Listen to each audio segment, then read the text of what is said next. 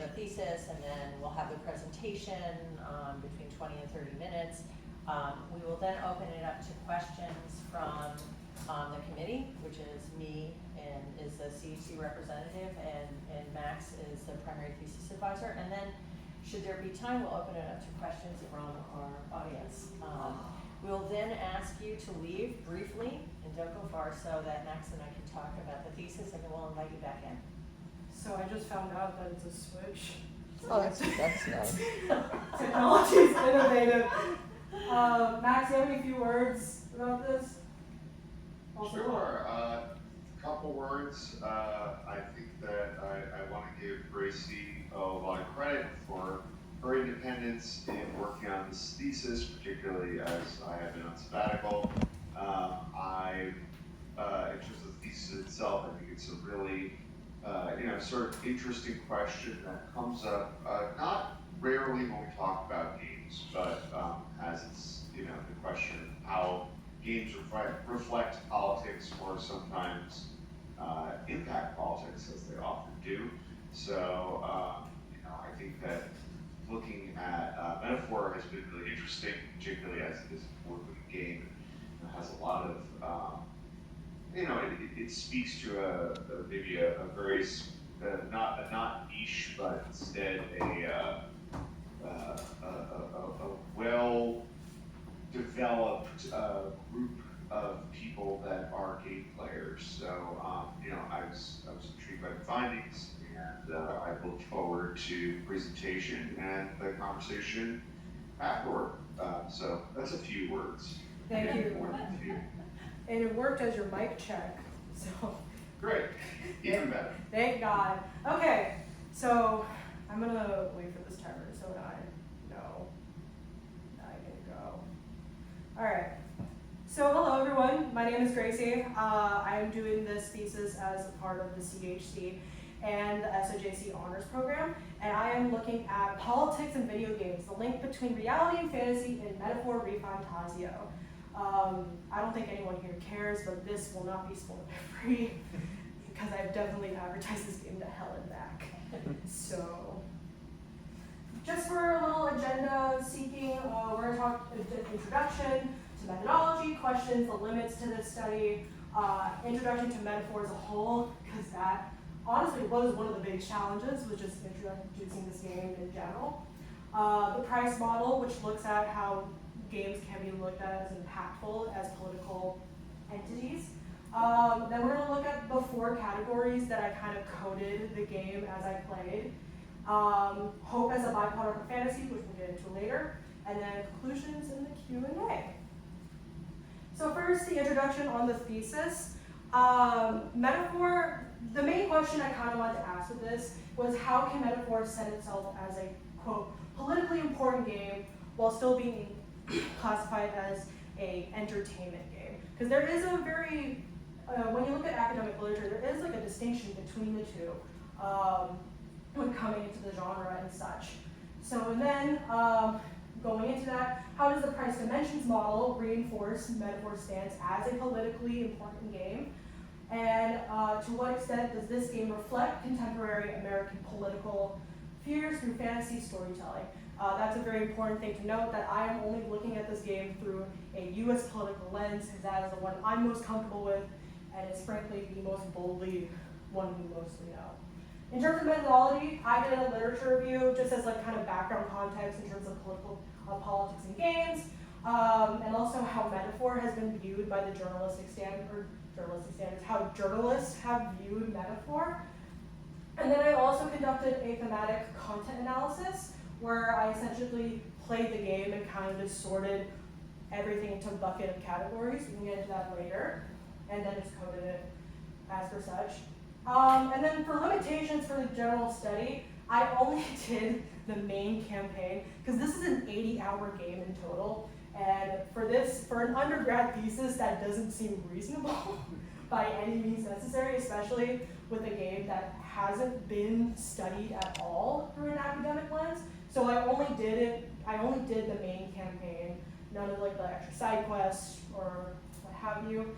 And I'm only reviewing the game as it released on launch in October So nothing about visual novels or any preceding deluxe versions that Alice is known for.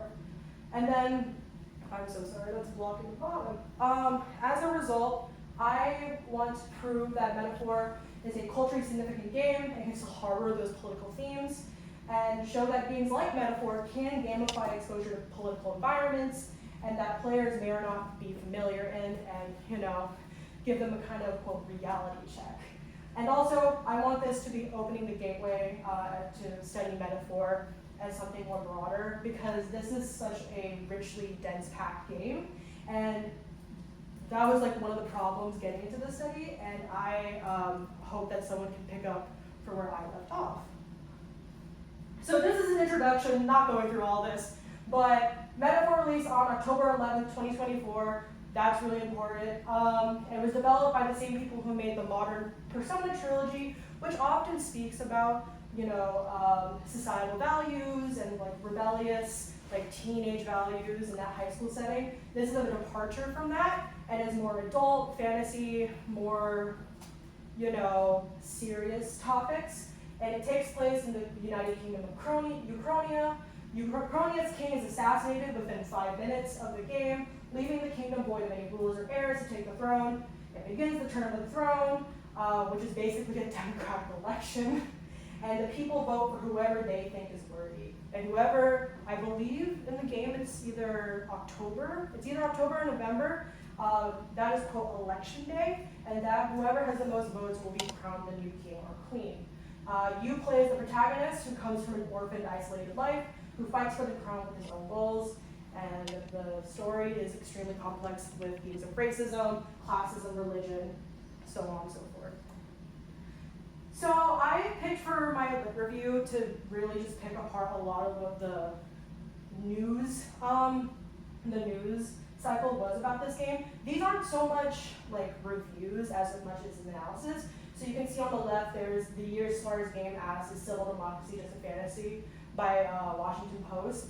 And that is kind of a review in terms of like Gene Park's kind of wheelhouse, but it definitely does analyze kind of like how Metaphor relates to the current political state the US is in. And then, Metaphor's success as it teaches about politics.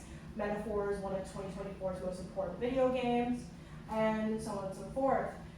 This article in particular, for Americans, Metaphor REFANTAZIO feels uncomfortably timely.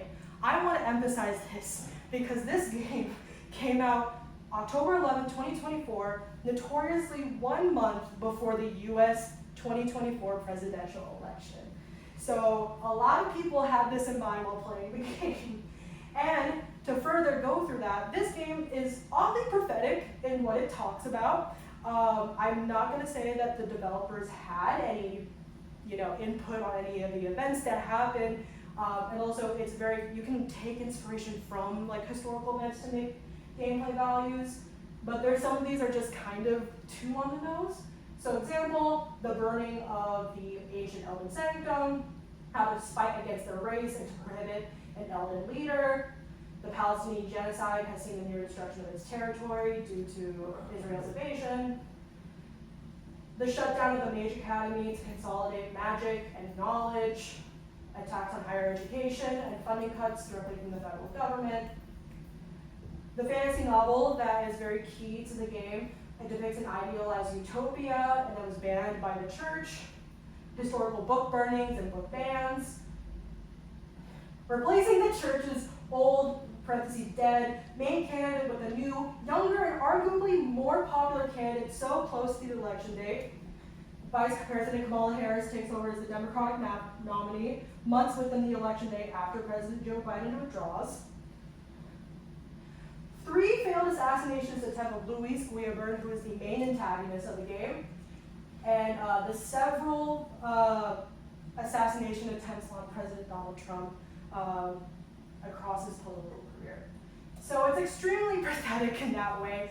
And again, it's not to say that the game kind of based it off, because there's no way that, this game started development in 2019, so there's no way that they could have actually taken inspiration from Donald Trump's assassination, and I hope they didn't.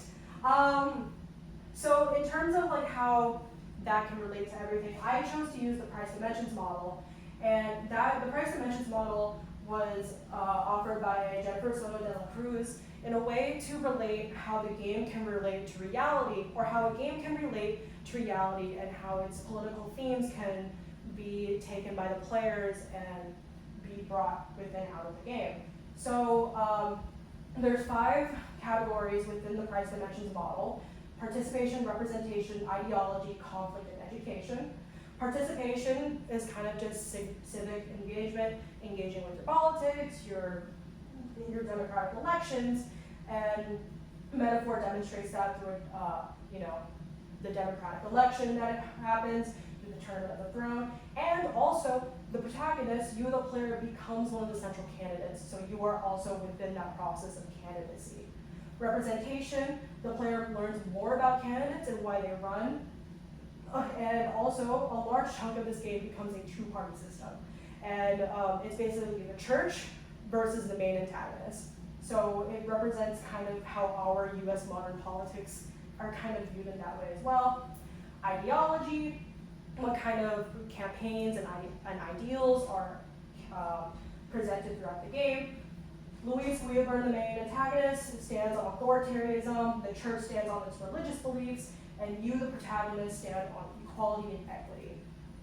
Conflict, the entire conflict in like politics and whatnot, the entirety of the Tournament of the Throne is a conflict because that's being run by the church, and it is very clear throughout the game of how unfair that is. Education, controlling education, what the player can learn from the game as they play in terms of politics, different worldviews, what have you. Controlling the protagonist, they experience racism as soon as the first hour of gameplay because they are the disingenuous race, and it puts the player in a position of vulnerability and makes the player experience what it's like to be in that kind of position, especially if they're not in the real world in that type of position.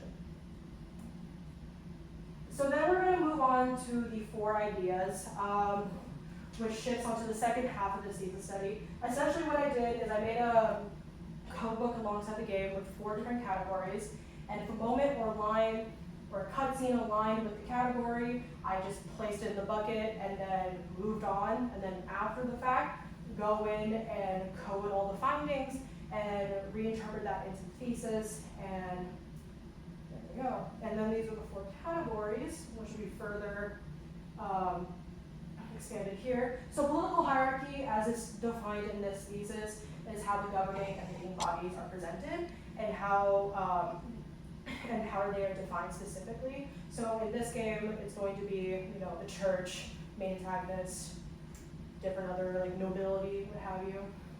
Fear manipulation, otherwise known as fear tactics, can be described as instilling fear or anxiety into the people who are either in the election themselves or who are voting in the election to sway their votes one way or the other. Legitimacy of power involves governing bodies and how much power are given to each of them. And that's a very the way that I was describing the reading that I took this from, it's a very ambiguous term, and I'll get into that a bit more. And then otherness, essentially the representation of different groups within any given society that are controlled by groups that have greater political power. So how groups are kind of defined and how they kind of clash with each other and their main conflicts. So in terms of political hierarchy, the Church of Sanctism, essentially what can be considered as our version of Christianity, takes over the governing body after the king's death. So they are kind of the government after the monarchy is gone. And they oversee the election, have their own stakes in it, because there's literally two top-ranking candidates in the race that are from the church and directly represent the church. And a lot of people in this game openly admit that they just blindly follow the church because that is all that they have in terms of structure. And again, there is no more royal family considering the king's death and a monarchy system is something that they have grown accustomed to. So that's what kind of throws them into this anxiousness of political hierarchy. And Louise Weaver, that guy, acts as kind of the opposition to it all. And that what kind of plays into the two-party system in it almost. And then we're going to move on to fear manipulation. Fear manipulation in this game, it has a very interesting thing where fear and anxiety are manifested into tangible objects. And fear essentially, when the people express their fear openly or express their anxiety openly, that transmits into the air, is materialized into something called magma, which magma then gets transformed into fuel and energy for the country, and it's then manipulated and dispersed according to whoever's in charge. And that's kind of how fear manipulation works in metaphor as like an actual gameplay aspect. And also in terms of actual campaign candidates, Luis's main rallying tactic is literally fear mongering, because he'll literally go to a group of people, drop a monster on top of them called a human, and go, do you see that? The church is not protecting you from that, but I will. And he puts himself on a pedestal of power, and basically making the people go, I could be your protector, and that's why you should vote for me. And then also, interestingly enough, fear is something that is highly relied on in this game as well, because fear is what keeps Uchronia and also a lot of different faith systems rooted in tradition. And because straying from tradition is going to mess everything up, and it's going to cause even more fear and anxiety. So just keeping tradition and keeping the way that things are stops the country from evolving and stops everything from, delving more into chaos. Legitimacy of power. When I was doing the study, this was separated into 3 different categories: traditional legitimacy, charismatic legitimacy, and legal/rational legitimacy. Traditional legitimacy is that kind of tradition and like how things have been the way they are, or like routines, or that kind of processes. So a lot of prejudice from the kingdoms like back end is kind of the root of all the problems in this game. So a lot of those traditional values are kind of what instills a lot of power in a lot of the systems in this game. And also power has been very noticeably passed down through bloodline, through the monarchy system. And considering there is no more bloodline, there is technically, or no more royal bloodline, there's no more power to rely on, and thus asking the question of where does that traditional legitimacy go to now? And it went to a democratic election. Charismatic legitimacy, they basically describe this in the reading as how people kind of appeal to their voters, and essentially how do they appear, how do they basically win the votes of the people. So this was designated by the 15 different main candidates that were running in this game. So for example, there's Gunnar, this is true, promises to give preferential treatment to the old and tax the young. He is literally the epitome of a boomer in this game, so that's fun. The main antagonist, Louis Guillaburn, vouches for a country built on skill and rationality and merit versus birthright and circumstances. The church obviously rules or campaigns with their religious beliefs, so leading with the faith of sanctism, which can be again compared to a lot of the Christian values and so on and so forth. And then finally, legal/rational legitimacy. So a lot of the legal processes, or basically how things come to be in the process. So here, actually, the picture, it's describing kind of how our U.S. election should be in terms of electing a leader. And only a new ruler can be chosen if they win the vote of the people, is what the game says. And minus the monster hunting and all like the supernatural, fantastical stuff, this is no different. The way that legal legitimacy is treated in metaphor is no different from a U.S. presidential election. And then finally, otherness. This was the biggest I showed a little screenshot of it in the beginning of like kind of what the code book kind of looked like. Otherness dominated the entirety of the code book, kind of by like double the amount by any other entries. And again, otherness defines it how other groups see each other and how conflicts are created. And again, literally all of the game's problems are created because people don't like each other and what they stand for and who they are. So again, like certain races, like the Horned Clamar and the Knife-eared Croissant are highly valued in positions of power due to their strength, their skill, and their population. And then there's animal races like the Parapets or the Ujif, which are actually pictured right there.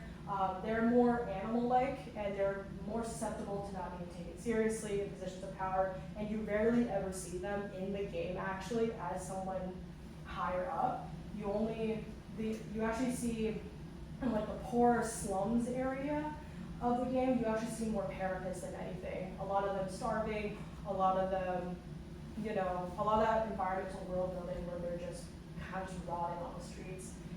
And also the first execution in the game is a parapet, so that's fun. And also the player is an Elda, who is probably the worst of the situation here, because they are considered a cursed race and are basically doomed due to their knowledge of the previous world before all this prejudice was a thing. And it puts the player in a place of extreme other and makes them experience kind of the worst of the worst. Because as you progress through the game, you kind of just get all these backhanded comments, people like not selling you their wares just purely because you're an Elda. When you make your campaign, and you're a very popular candidate, like keep that in mind, you're a very popular candidate, you still have people sneering at you just because you are an Elda, and they do not like seeing you in places of power. So that was something really interesting that the game took as a direction. And then finally, otherness does not purely exist in race or tribes, it exists in religion. So I pulled Sanctism, state sanction, versus the Mustari, the indigenous.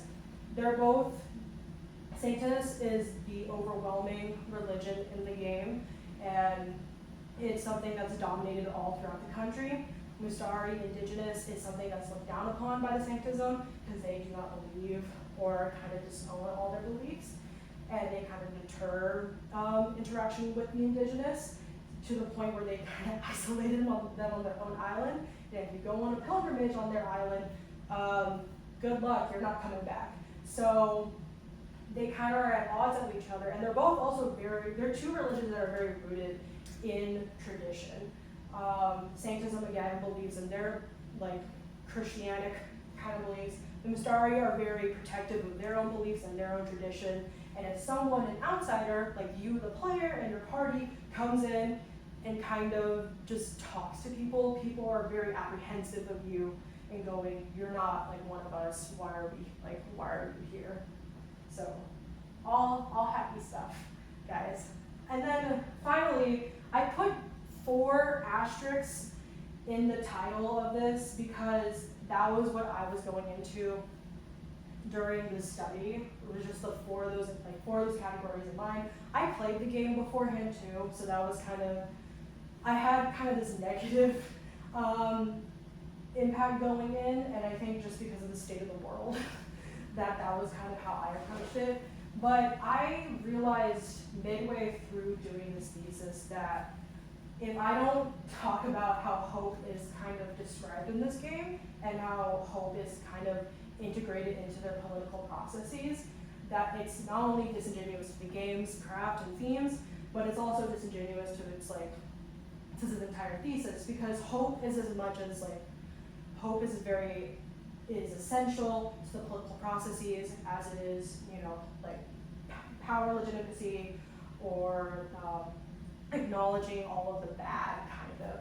So, and also as someone in university, in a quote, higher education standard, talking about hope, especially as a journalist, is extremely important because we are sponges for negative news, and that's kind of what we're trained to do. So talking about hope in this thesis is extremely important. And one of the ways that hope is given is through literature. The little fantasy novel that the protagonist is seen bringing everywhere. It's inspired by Thomas More's Utopia, and it essentially talks about how a utopia could be in a fantastical world for the people of Metaphor REFANTAZIO.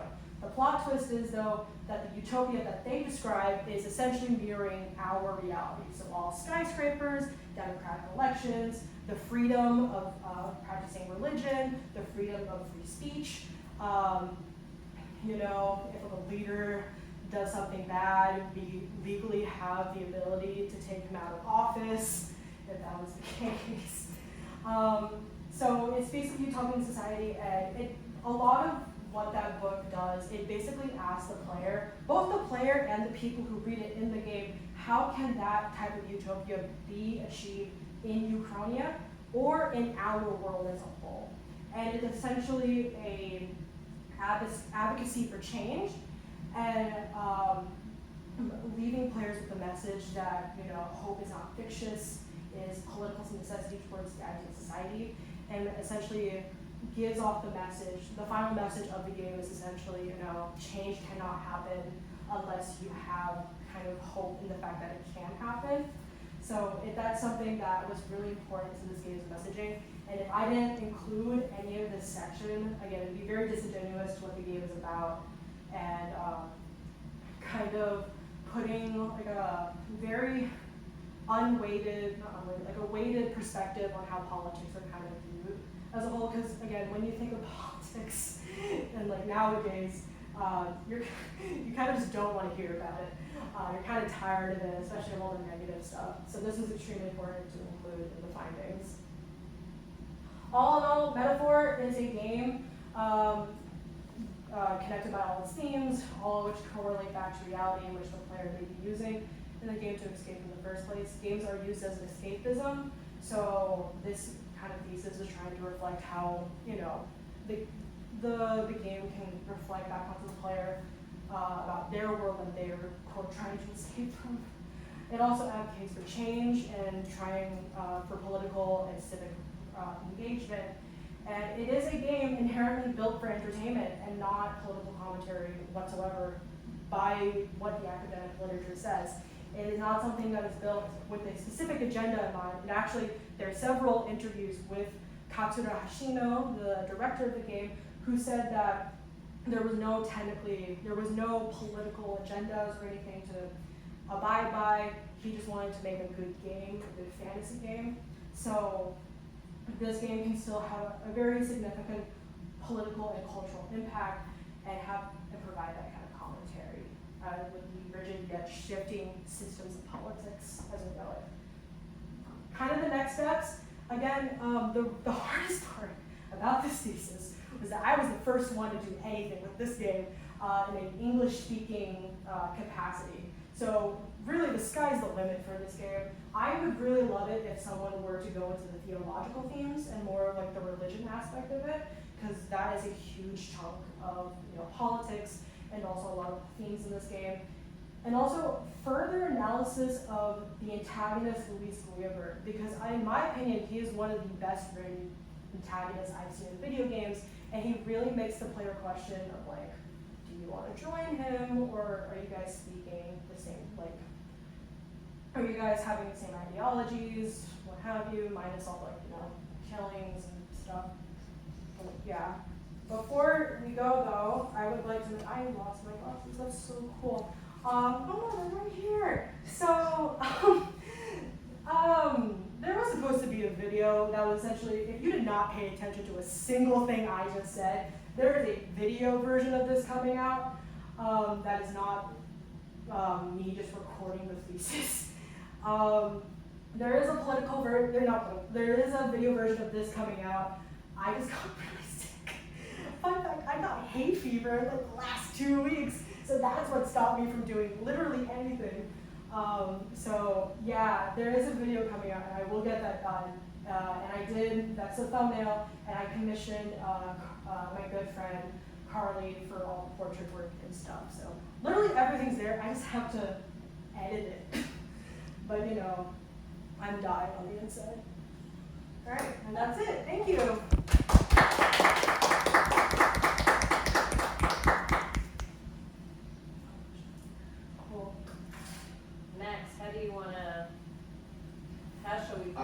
Do you wanna kick us off, or do you want me to? I'm flexible. Maybe since I'm already unmuted, I can start since Yeah. it's easy enough, and that way we don't have to do the thing where there's muting and unmuting at fun rates. Thank you so much for the presentation and for the thesis. I had a couple of questions that I think I sort of have one. I have two questions and a comment. I'll try to do it that way. As I said at the beginning of the introduction, when we're talking about games and politics, there's a lot of different ways of thinking about it. There's thinking about how games have caused political strife. I think about sort of the olden days of panic in the 1980s surrounding violence in video games. I think about similarly the way that's been used as a kind of cudgel to talk about everything from school shootings to political figures. There's a lot of ways that games are used by politicians. Obviously, that's not the focus of your work. So I was reminded instead of a different kind of question. As an old fuddy-duddy, I have just started playing Final Fantasy VII Remake. Yucks of going back to my childhood playing game I played when I was 13 or 14. I similarly to you with a different JRPG obviously found some very interesting relevance to our current political moment. And as I was playing that, I was reminded of another old-timey game like the entire BioShock series, but there has been a lot written about it in Magic, for instance, like a neo-fascist society. It's been compared to the alt-right long before the term the alt-right was a thing. So I guess what I want you to tackle, there's no question that, for me, that you found these kind of parallels in our current political moment in this game. But can you tackle for me a little bit what you see the effect of that as? And maybe another way of thinking about it would be, if 20 years from now someone else sat down to play this game, which may very well happen, or they read your thesis, how would they resonate with it? And would they, would the resonating differently in whatever political state we're in that moment affect their gameplay in a different way? So I know it's sort of a broad question, but I'd love to get your thoughts on that kind of thought about effect and how effect relates to the time and generation and moment that this was released a little bit more. Thank you for your question / not question / question. I think this is personally how I see video games as kind of like a time capsule over time, and kind of like that artifact almost. And Metaphor is essentially also the fact that it came out a month prior to the U.S. The 2024 U.S. presidential election, I think, says a lot. And kind of the commentary surrounding the game itself really kind of solidifies itself as kind of that political artifact and coming back to why this game matters so much. And it also goes back to why literature is so important and why people read books, or where people emphasize of reading books and attaining that knowledge, is that, and preserving history and keeping all that in one place, is that if you have an example of why this travesty happened, then by proxy, we have an understanding of why we shouldn't repeat that travesty and keep that cycle going.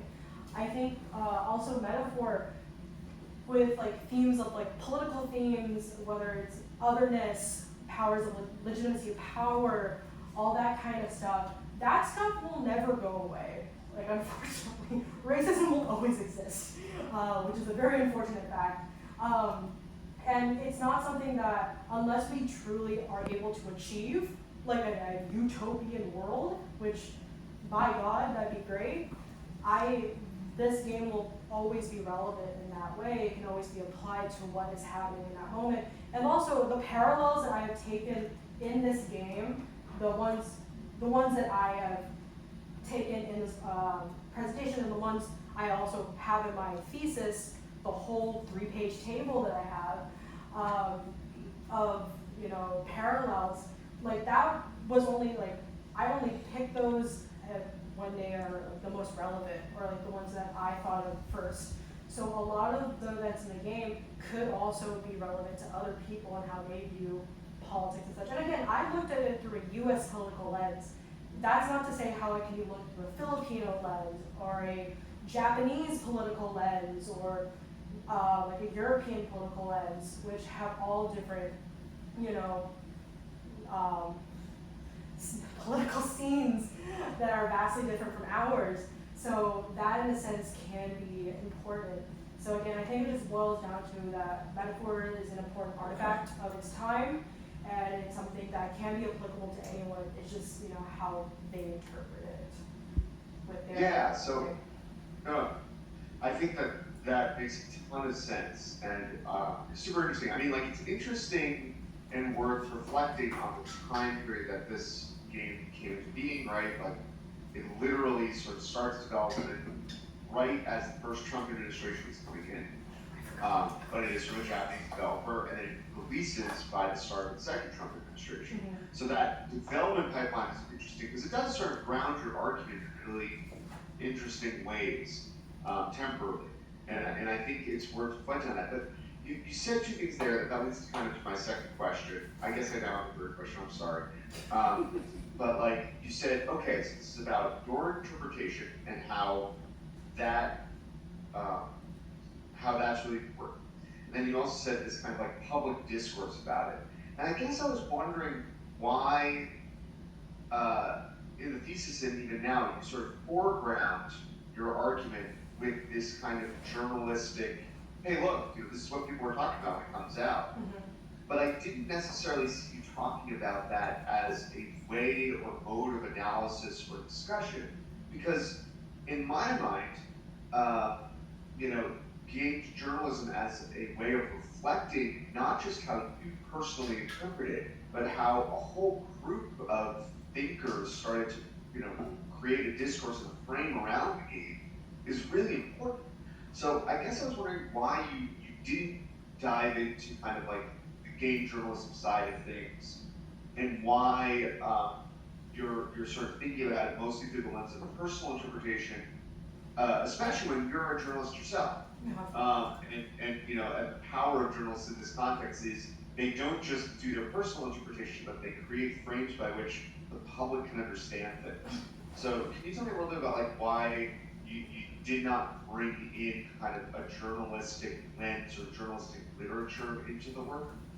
Yeah, that also the game journalism part. That's because game journalism hasn't been taught while I'm here. It's being taught after I'm here. I think also just because the way that I was mentored, taught, developed into the journalism field was very like, there was a very not rigid, but it's a very like cut and paste, you know, report on the news, go on it, go about it. And there wasn't really room to like diverge, so to speak. And then, you know, it wasn't until like very recently that, you know, you started digging up actual, you know, academic literature with journalistic, like with journalistic research and that kind of stuff. So I think what's kind of interesting is that I viewed this more, as a journalist, I viewed this game more as someone who comes from a broader range of journalism versus a very specific niche. Because I mean, everyone in this room knows that I have done games journalism before. I've not practiced by any means, very, very loose term. But I come from a very broad range, and that was something that personally I did not think about going into this thesis, because that was just something that I didn't really focus on in my personal view, in my personal expertise. Did that answer the question? It does. I think you're selling yourself a little short. As someone who's literally written a book, and as far as I know, it's the only book on games journalism in English at least, I would say that you are following a great pattern of games journalists who say, I don't know if I'm a journalist, because I haven't had that formal training, and it's more about impact, the way you make the argument, the way that you develop a language of literacy around this. So, this is something we can talk about for final submission, but I do think you're selling yourself short because, in some ways, and I'm gonna get to my last question, but this was my comment, I think, one of the powers of games and what you really highlight here is the themes that you're talking about can cause political action. The hope that you talked about at the end of your presentation, that is something that hopefully people playing the game can draw out of it and use to build a better politics of tomorrow. And there is a group of scholars like Adrian Montanari and Phillips who have dug into this idea that, like, when people are playing games and living in these communities that are made up of gaming language, that can cause some of the worst political actions in society. It can cause some of the best political actions in society. And one of the things I want you to sort of maybe get on your soapbox about by the end is like, hey, by writing this, I can help make that change. Because I think maybe I'm reading too much into it, but for me, that's one of the great powers of your work, is that it is giving us maybe a blueprint. If you play certain games in certain ways, that you can re-script politics. And that is a hopeful message. It's a really hopeful message, and one that I personally, talk more about it later, but I have some strong feelings about and believe. So that's that. I want to get off my soapbox and just ask one more practical question, and I promise I will be done. Which is just, I want you to tell me a little bit about your methods, and maybe tell me a little bit about how you did your TCA. Can you give me just some nuts and bolts of it? How, as you were playing the game, were you taking notes, and how did those notes get into using the price model? Can you just get a little messy with your methodology? Great, we can finally get messy, that's fine. Yeah. Literally, the nuts and bolts of it was literally, I had the game on one screen, and I had I could probably show, hold on, where's my cursor? You can kind of see it here. I had the game on one screen and a giant Google sheet on the other.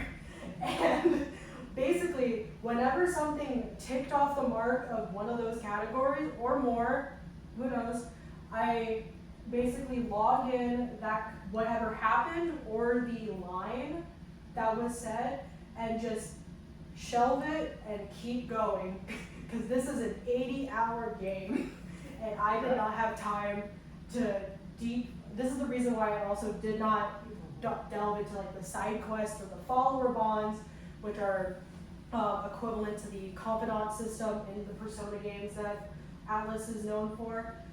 I just kind of threw them all in there, and then later on, when I was scanning through all of it, find coherent themes, and wrote out and coded them down, and made the analysis as you saw in the thesis document. The timestamps, there's little timestamps there because, sometimes I just forget what happened or when it happened. Also screenshots, because my Steam Decks are really interesting machines to screenshot stuff on. So I had to rely on, finding them manually on a video and screenshotting them there. So that's what the timestamps are for. And also just chronologically what happened in the game and when. So yeah. And then the price dimension model, funnily enough, I found that I think after the fact. And I kind of put it in as kind of like a reinforcement for how metaphor can be seen as like a politically important, culturally important artifact / game. And I based some of the findings, very general findings, and inserted them into the price dimensions model. And then that's what you have. Yeah, that Google sheet is messy.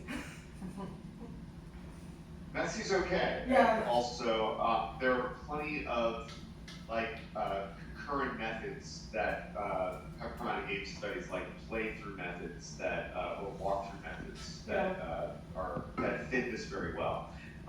Even if that isn't specifically big. It actually sounds then like maybe you did a more grounded approach, because often with grounded fear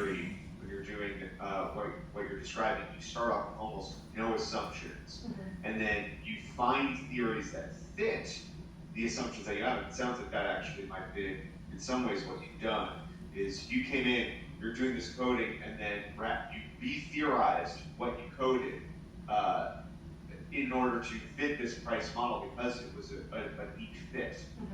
So it's almost a classic random theory approach. But with that, I'm going to stop talking because I appreciate everyone letting me take up so much time, and I'm going to hand it over to the in-person people who will be able to I'm sure, ask some really great questions. Yeah, and congratulations with all this hard work and the 80 hours of play and analysis. Oh my God, more than. I'm gonna pass it on to Carol, my CHC rep. Which, by the way, I need to emphasize how much you saved this thesis. I need to emphasize that. Max, I don't think I ever told you this. My CHC rep, Dr. Yalda Asmati, had to drop this term because she was forced into leave from an accident over spring break. So I literally got an email from Miriam, the CHC thesis person, going, you have to find a CHC rep in 3 weeks so I was kind of really frantic, and I emailed Carol at like 6 a.m. in the morning, and she responded. So you really saved this, Carol. Well, I disagree with that. You saved this, and I just want to say that was a great defense. It was an impressive critical, despite the hay fever and all the things. Yeah. It was an impressive critical analysis of the game. Your expertise on this game is just really formidable. I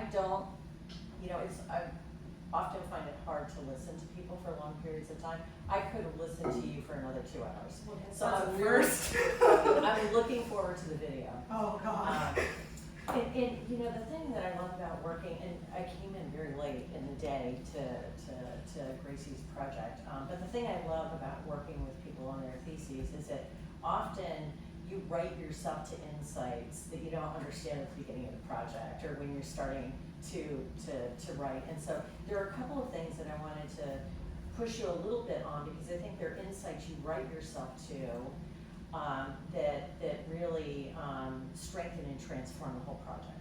And this is going to be a thing in the world, so you may want to think about just refining some of these pieces. So the first thing, and Max picked up on this a little bit, your research question is how does it set itself up as a politically important question, the game, while still being classified as entertainment? I think you've actually written yourself to a much more interesting research question, which is kind of how does a game design invite players to reflect on democracy, right? That to me seems like it's at the heart of your project. And it brings in the players in an interesting way. It also it shows the ways in which fantasy can be a form of political theory. And I think that that's also true of genres like science fiction. At their best, right, they can help you break free of the constraints of the present and try to imagine what the world might look like in better ways. So I think, I'm wondering if you could reflect a little bit on that, because I do think that the research question that you start with isn't the place that you really get to. Sorry, let me go through all Yeah. this madness.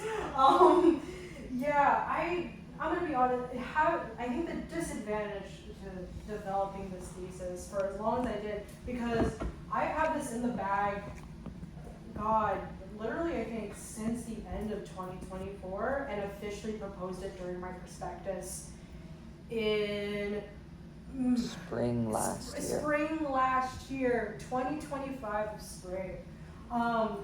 So that was, I feel like a lot of like what I thought, this thesis had, one of the issues that this thesis had was that this game became more relevant as time went on, and I had to put a very sharp cutoff to when I would have to be like, all right, we're only going from here to here. And I can say so much about what is happening in the real world to make why it's that way. But I think also that's kind of why the question kind of got, not lost in translation, but like kind of got muddled in a way, because I had a very different mode of attack when going into this thesis, and when I actually proposed this in the prospectus. But as the year went on, the importance of this like work and this thesis evolved and turned into completely something different that probably did not match what I originally proposed. And also, like, again, the realization that, like, I have to talk about how hope is kind of a necessity, not kind of, is a necessity in this world. So, because I only realized that while I was playing the game, because, you know, I didn't want this to be negative the entire way through. Well, if you take hope out, it's just like it runs the risk of becoming just a first-person shooter. Exactly, right? Exactly, it is, yeah. Can you imagine how many Call of Duty, like, back-end like, missiles I have in my back? But that's also, like, one of the interesting things as well, is just, like, when I initially picked up this game to be analyzed, it was only about 3 months old. Like, October, I'm not doing a math thesis right now. It was only,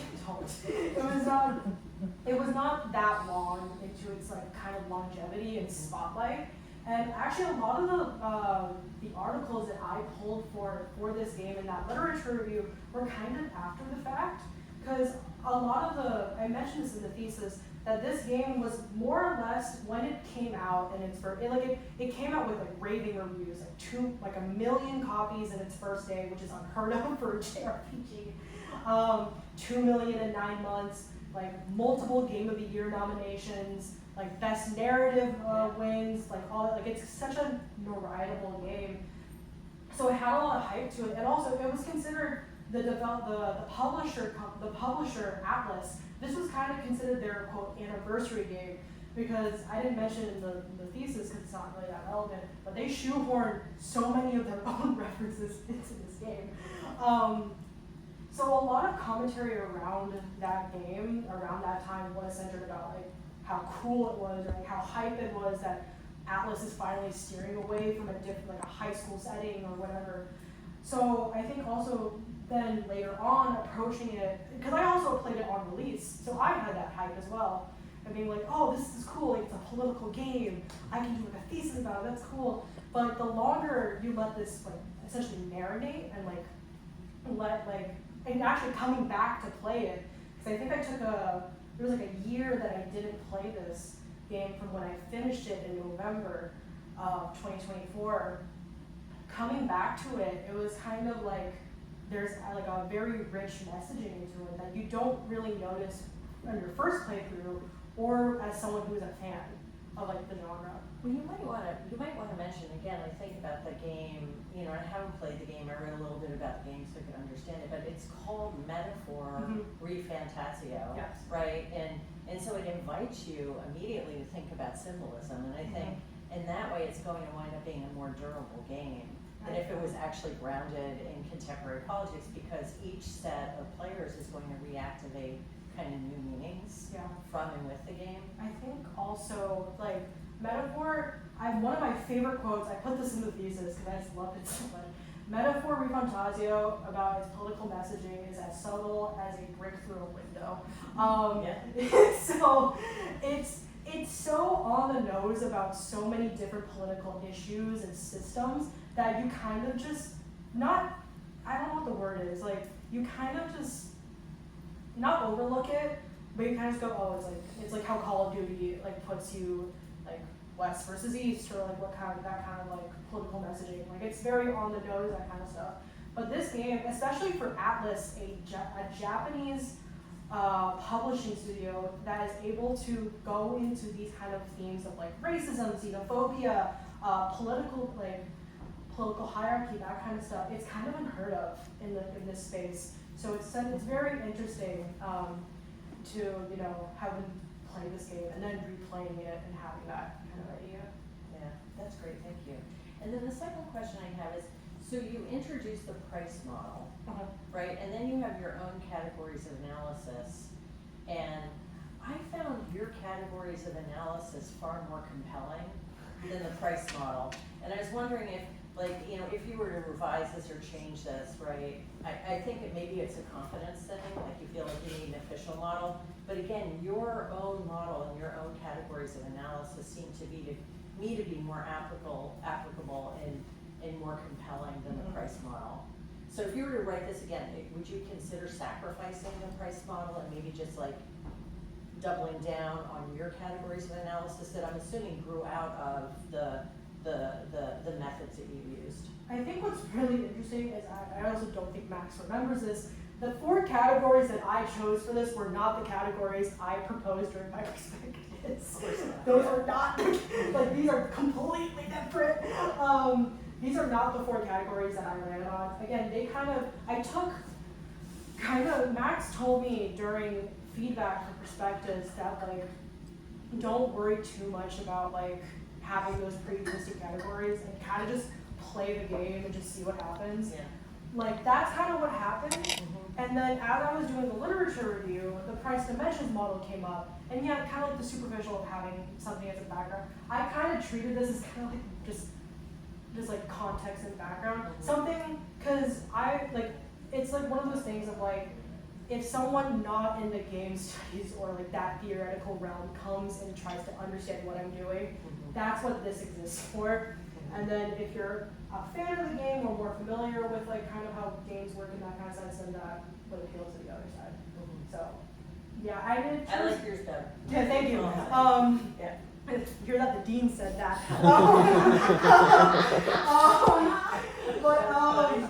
But like I think in terms of like what would I change? I mean, I think I would refine. I think I would get more specific into how the price dimensions model would be more applicable. I think the 4 ideas asterisks would be as grounded as they are. But I think like there's definitely work to be done here, and like that's a more again broader approach, because that's how De La Cruz kind of just broadly addresses ideas of like political messaging and gaming. So yeah. Thank you. And that's all I have. Well, Chris, you have questions? I had a thought. Oh, okay. If that's acceptable. Okay. And I've got like a couple pages of notes. I'm trying to put this all together. Pages. Well, it's a small notebook in margin, right? My thought basically just kind of pertains to, you know, when we do a thesis or dissertation defense, and there's this formal component of looking at potential future research, you know, where to take it, and so whether or not we actually follow up on that just in the course of our future pursuits is something for future you to decide. But I had a thought that kind of came together listening to some of both Max and Carol's comments just regarding the how this game is discursively situated, and some ideas for should you continue with this in any form, what might be kind of interesting venues to pursue. And as you were giving the overview of the game, you mentioned all the different political themes in here, and they are so varied that I think there are so many ways that we could tie them back to real world events in different contexts. And you mentioned that a player from Japan or the Philippines or so on might see different political parallels.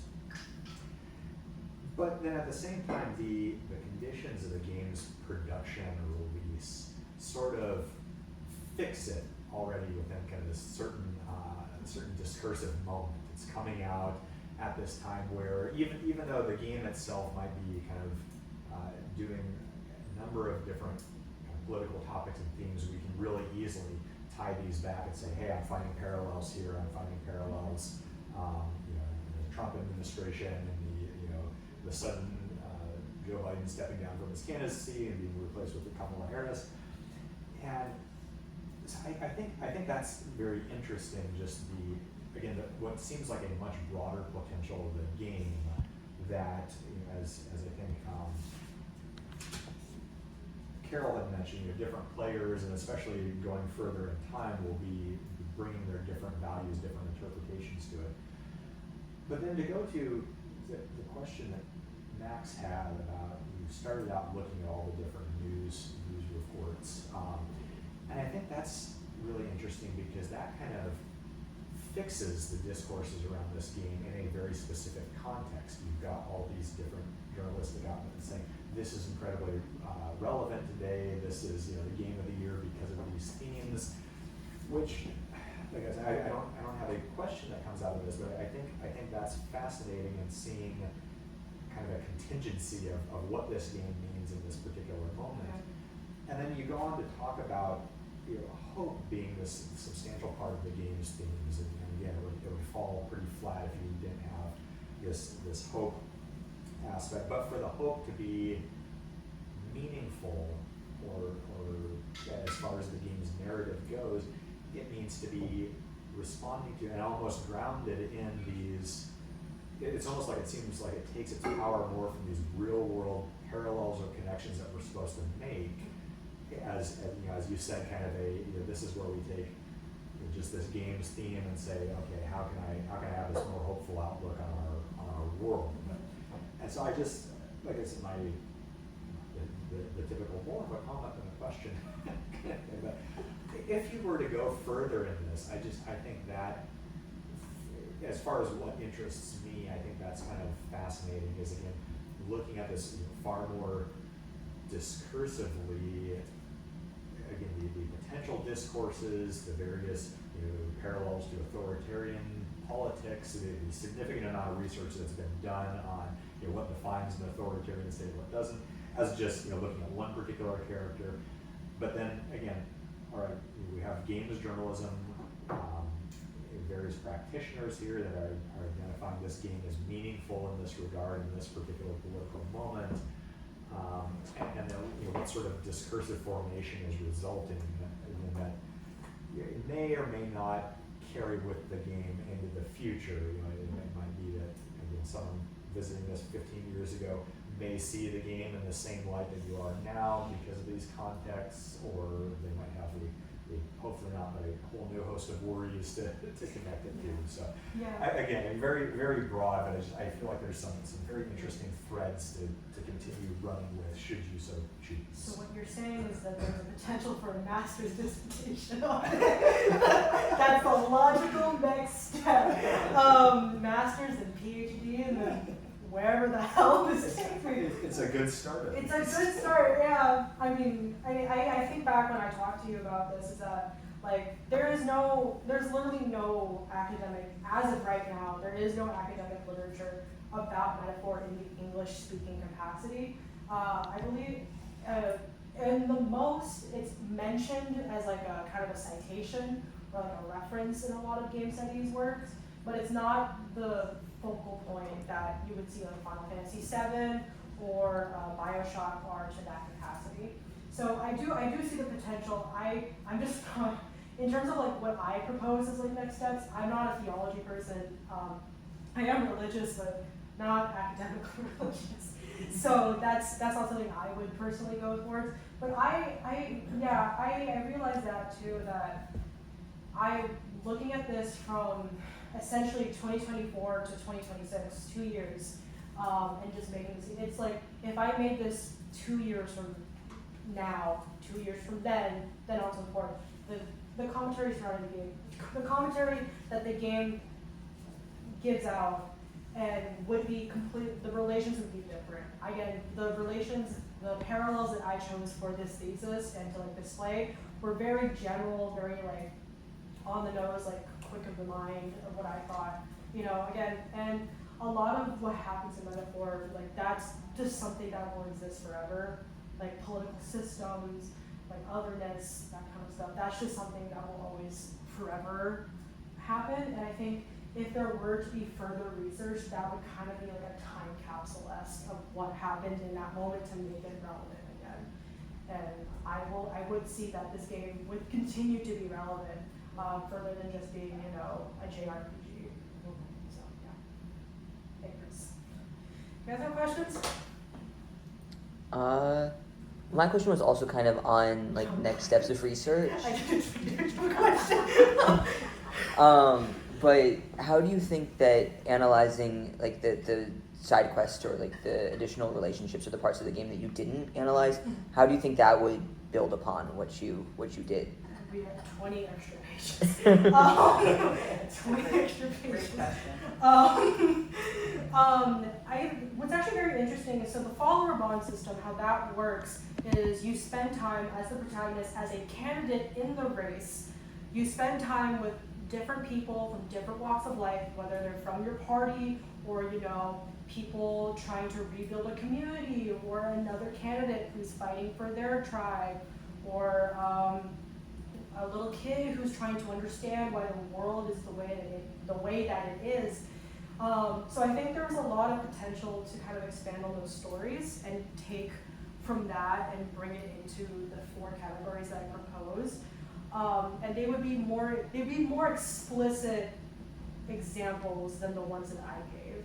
Like I can exactly be like, okay, in rank 4 of Maria's follower bond, she talks to a kid who makes fun of her because she's biracial and they don't understand the complexities of being biracial in this community. So it would be filtered into that way. Again, I just didn't choose to go through that because of time and space. So I think that would also be, I think if I was going through this, I have to keep reminding myself that this was a bachelor's thesis and not a master's, which is the issue that I had this entire time. If I were to do like a master's or like even like a PhD dissertation, then I would do the full scope, I think. Yeah. So, thank you for your very thoughtful question. Kat, do you have a question? Okay. I didn't feed that to him, I promise.